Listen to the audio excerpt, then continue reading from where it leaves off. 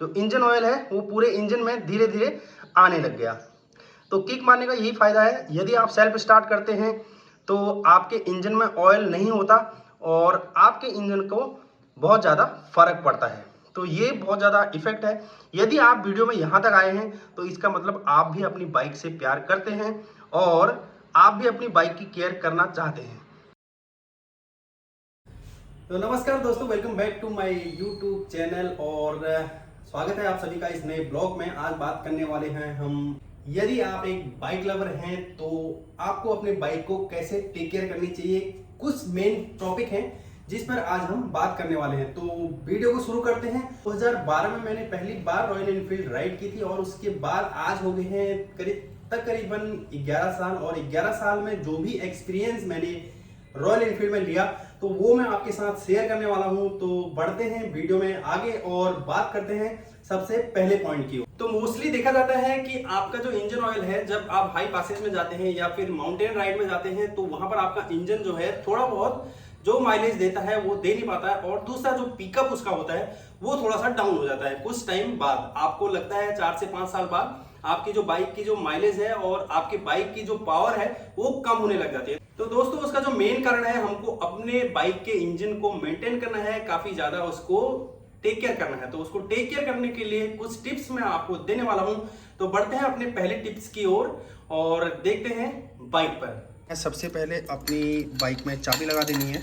चाबी आप यूं लगा देंगे, चाबी लगा दी और इसको ऑफ ही रहने दिया, ऑन नहीं करने का। उसके बाद आपको दूसरी चीज़ जो करनी है, आप जाएंगे स्विच पे और स्विच को, ये ऑन है, ऑफ कर दो। अब हम देखते हैं इसका जो ऑयल लेवल है अभी दिख रहा है या नहीं दिख रहा है। तो फैक्ट आपको पता चल जाएगा। आपको इसको देखने के लिए अपनी बाइक के राइट हैंड में नीचे की ओर बढ़ना है यूं और इंजन के इस ओर पहुंचाना है जहां पर आपकी इंजन में किक होती है।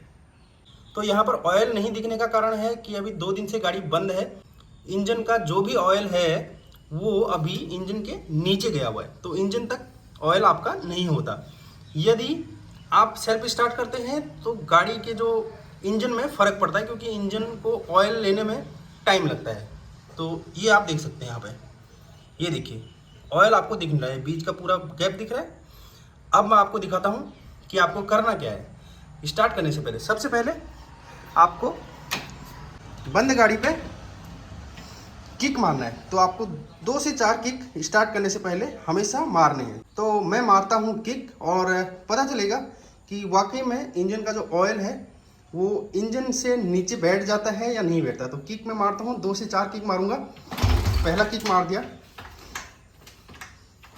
दूसरा किक मार दिया। किक मारने में ज़्यादा प्रॉब्लम नहीं होती, तो ईजिली आप किक मार सकते हैं। मैंने 4 से 5 किक इसमें मारूंगा, 4 से 5 किक मारूंगा। और अब हम देखते हैं इसका जो ऑयल है वो ऑयल लेवल आ रहा है या नहीं आ रहा है।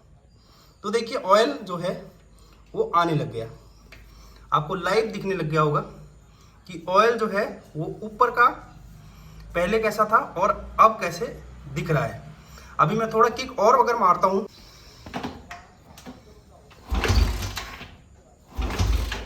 तो ये मैंने किक मार दिए और इसके बाद अब मैं देखने जा रहा हूं कि इसका इंजन ऑयल जो है वो दिख रहा है या नहीं दिख रहा है। अब इतना जो ऑयल है आपको दिखने लग गया। अब आप प्रोसेस करेंगे दूसरा, इसको स्टार्ट करने का। तो स्टार्ट इसको कैसे करेंगे, आप फिर से ऊपर जाएंगे और चाबी को ऑन कर देंगे और यहाँ से आपको न्यूट्रल दिखने लग गया। यदि यहाँ पर ब्लिंक करता है तो मतलब आपकी बैटरी जो है वो चार्ज नहीं है, बैटरी डाउन है। तो अभी ये काफ़ी साफ दिख रहा है, तो इसका मतलब बैटरी अच्छी है। तो यहाँ से फिर से ऑन कर देते हैं प्लग और फिर से मारते हैं किक। फिर आपको पता चल जाएगा कि तो आपकी बाइक जो है स्टार्ट होगी पहली किक में, ठीक है। अब आप फिर से यहाँ देखते हैं,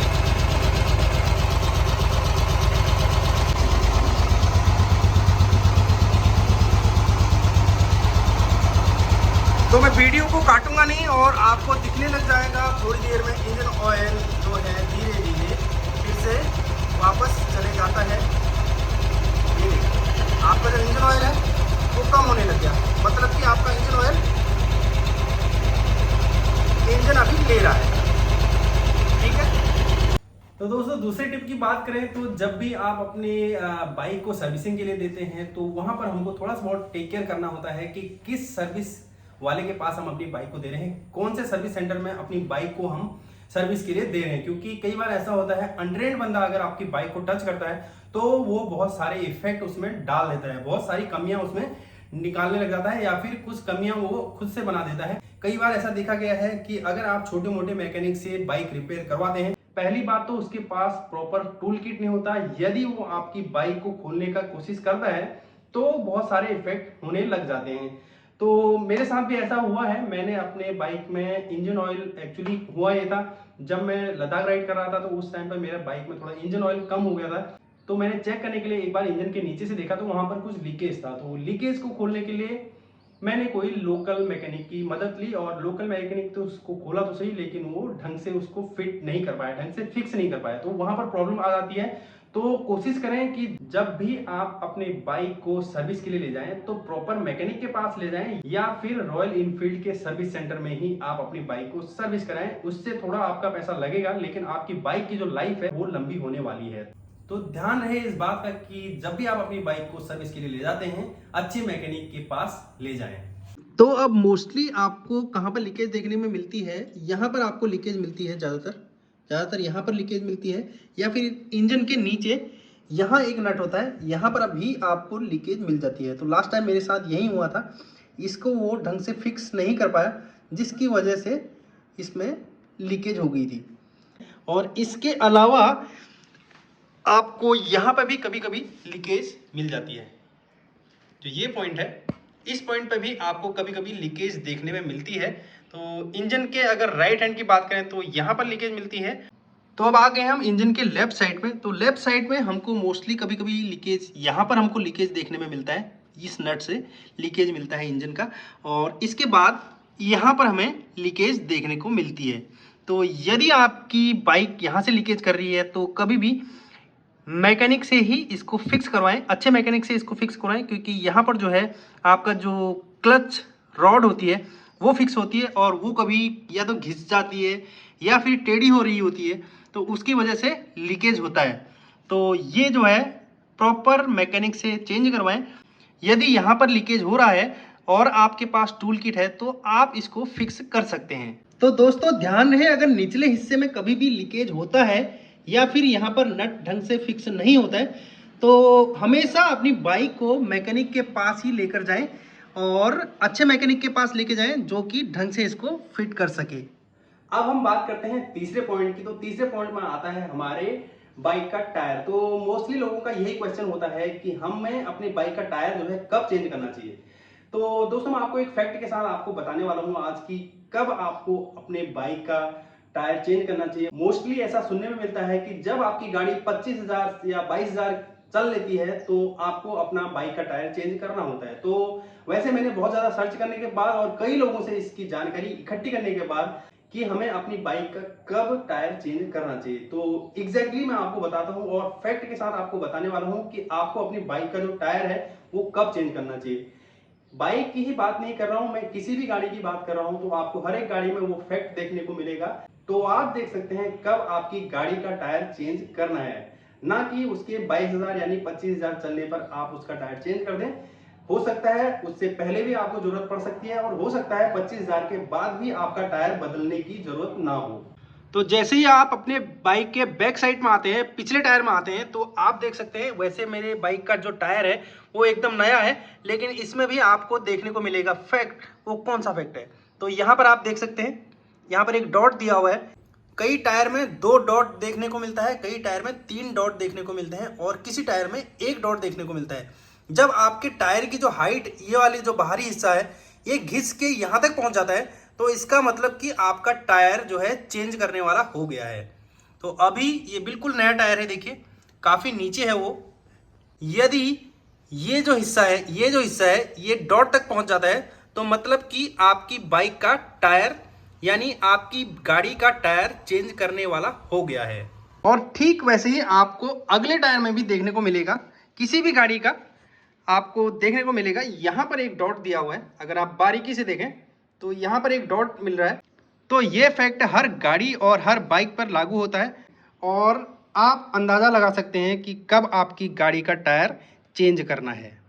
देखिए मेरी बाइक अभी घर पे पार्क है और मैंने इसको डबल स्टैंड में भी पार्क कर रखा है। इसके अलावा इसमें एक चीज और देखने वाली होती है जो हम ध्यान नहीं देते हैं। जब हम बाहर कहीं राइड कर रहे होते हैं, कहीं बाहर अपनी गाड़ी को पार्क कर रहे होते हैं, तो वहां पर हम जरूर ध्यान देते हैं उस बात का कि वो वहां पर सेफ है या फिर वो जो पॉइंट हम बात करने वाले हैं वो वहां पर लागू है या नहीं है। लेकिन हम जब घर पे पार्क करते हैं या फिर सेफ जगह पे पार्क करते हैं तो हमको ये फॉर्मूला यहां पर भी अप्लाई करना चाहिए। जब भी आप बाइक को अपने घर में पार्क करते हैं तो इस फॉर्मूले को हमेशा यूज करें और कोशिश करें कि हमेशा आदत डाल दें। एक दो बार आपको दिक्कत होगी, आप भूल सकते हैं, लेकिन जब आपकी आदत हो जाएगी एक दो बार करने से तो आपका हाथ ऑटोमेटिकली वहां चले जाएगा। आपका हाथ कहां जाने वाला है वो आपको मैं दिखाने वाला हूं, तो चलते हैं वहां पे।